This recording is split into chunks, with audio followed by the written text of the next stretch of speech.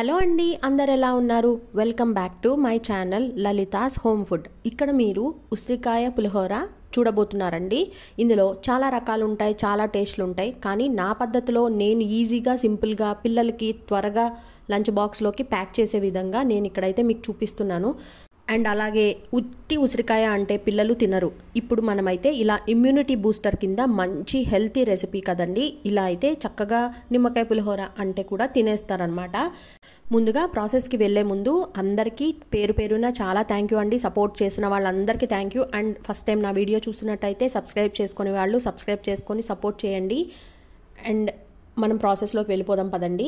ఇక్కడైతే నేను ప్లేట్లో చూపిస్తున్నట్టుగా 3 ఉసిరికాయలు, చిన్న అల్లం ముక్క, అలాగే 2 పచ్చిమిర్చులు తీసుకున్నానండి. అవి ఉప్పు వేసి చక్కగా అలాగే పసుపు వేసి ఇలా మిక్సీ పట్టుకోవాలండి. ఇదే మనకి టేస్ట్ ఇస్తుంది. మీకు అల్లం ఇష్టం లేదు అనుకుంటే స్కిప్ చేయొచ్చు. కానీ మనకి మంచి ఫ్లేవర్ రావాలి అంటే అల్లం పచ్చిమిర్చి కంపల్సరీ వేసుకుంటే బాగుంటుందండి. ఇంకా మీకు మిరపకాయ ఫ్లేవర్ ఎక్కువ కావాలి అంటే ఘాట్ ఎక్కువగా ఉండాలి అంటే మిరపకాయలు ఇంకొంచెం యాడ్ చేసుకోండి. నేనైతే ఇక్కడ 3 కప్స్ రైస్ అయితే పెట్టుకున్నానండి. చూసారా, ఇలా పొడి పొడిగా ఆడేలాగా మనము ఉడికించుకోవాలన్నమాట.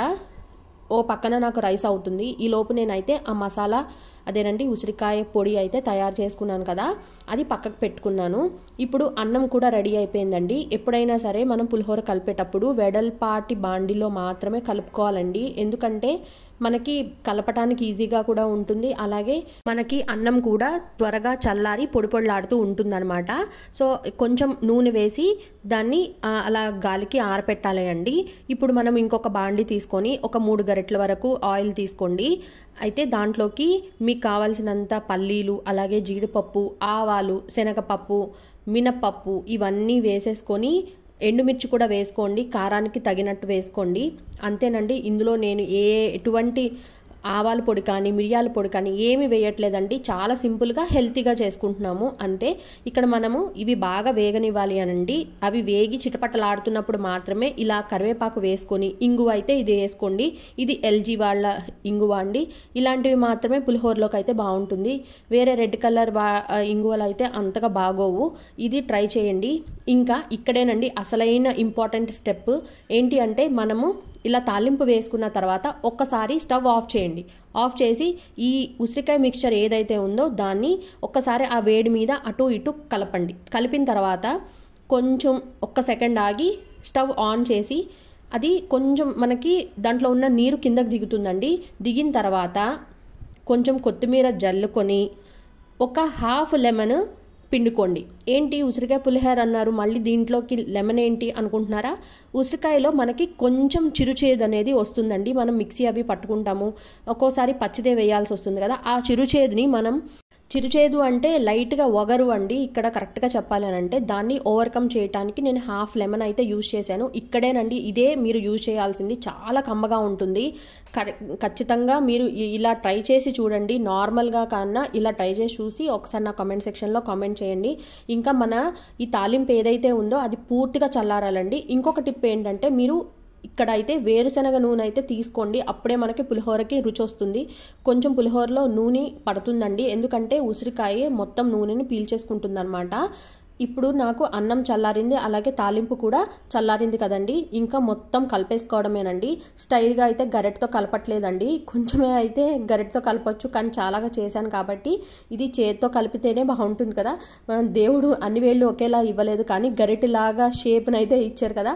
సో చేత్తో చక్కగా కలిపితే మనకి ఇన్స్టెంట్గా లెమన్ అయితే లెమన్ జ్యూస్ కదా, చక్కగా కలిసిపోతుంది అనమాట అన్నంలో. చింతపండు పులిహోర అయితే చింతపండు జ్యూసీగా ఉంటుంది కాబట్టి కలిసిపోతుంది. ఉసిరికాయ కలవటానికి టైం పడుతుంది కాబట్టి మనం మరీ పిసికేయకూడదండి. పైపైన పొడి పొడిలాడుతూ దాన్ని మెల్లగా ఇలా కలిపితే చక్కగా మనకి పొడి పొడిలాడుతూ వస్తుంది. మీరు దీన్ని ఒక గంట ఆగి ఆర్ ఒక అరగంట ఆగి తింటే చక్కగా మనకి ఉసిరికాయ ఫ్లేవర్ అనేది అన్నానికి బాగా పట్టుకుంటుంది. చూసారా, కలర్ చాలా బాగుంది. ఇంకా నేను మిక్సీలో వేసిన పసుపేనండి, మళ్ళీ ఇంకా తాలింపులో వేయలేదు. ఒకవేళ మీరు మిక్సీ జార్లో వేయడం మర్చిపోతే అప్పుడు మళ్ళీ మీరు తాలింపులో అయితే పసుపు అయితే వేసుకోండి. ఉప్పు కూడా చూసుకోండి ఒకసారి. అంత పర్ఫెక్ట్గా సరిపోతుందండి. ఇక్కడ చూసారా, నేను జస్ట్ సన్ లైట్కి ఈ పులిహోర తీసుకొచ్చాను. భలే ఉంది కదండి. ఇప్పటికీ నోరు ఊరుతుంది. ఒక్కసారి ఇలా అయితే ట్రై చేయండి. చాలామంది చాలా విధాలుగా చేస్తూ ఉంటారు. ఇది కూడా ఒక ప్రాసెస్ అనమాట. అందరికీ నచ్చుతుందనే అనుకుంటున్నాను. మొదటిసారి నా వీడియో చూస్తున్నట్టయితే కంపల్సరీ సబ్స్క్రైబ్ చేసుకొని సపోర్ట్ చేయండి. అలాగే సపోర్ట్ చేసిన వాళ్ళందరికీ కూడా చాలా థ్యాంక్ యూ అండి. డిస్క్రిప్షన్లో మరియు కామెంట్ సెక్షన్లో మరిన్ని వీడియోస్ అయితే ఉన్నాయండి. పండుమిరపకాయ పచ్చడి కూడా పెట్టాను. అది ఒక 9500 వ్యూస్ వరకు వచ్చాయండి. చాలా థ్యాంక్ యూ అండి. ఇంకా నేనైతే సర్వింగ్ చేసేసుకుంటున్నాను. ఎంతమందికి పులిహోరలో పక్కన ఆవకాయ పచ్చడి కానీ, పండుమిరపకాయ పచ్చడి కానీ, ఉసిరికాయ పచ్చడి కానీ తినడం అలవాటు? నాకైతే అలవాటు ఉందండి. ఇలా కొంచెం ఏ పులిహోరలోకైనా కొంచెం పచ్చడి పక్కన పెట్టుకుంటే ఈజీగా తినేస్తూ ఉంటాను. ఇక్కడైతే నేను పండుమిరపకాయ పచ్చడి వేసుకున్నానండి. డిస్క్రిప్షన్లో అండ్ కామెంట్ సెక్షన్లో లింక్ ఉంటుంది. తప్పకుండా వాచ్ చేయండి మిగిలిన వీడియోస్ మీకు టైం ఉన్నప్పుడు. అందరూ కూరలు చేస్తారు, అందరూ వంటలు చేస్తారు. కొంచెం డిఫరెంట్గా చేసిన వంటలు మీకు నచ్చుతాయి. సో మీరు అవి చూసి ఎలా ఉన్నాయో నాకు కామెంట్ సెక్షన్లో కామెంట్ చేయండి. బాయ్ అండి. Thank you for watching. Keep smiling. Have a nice day.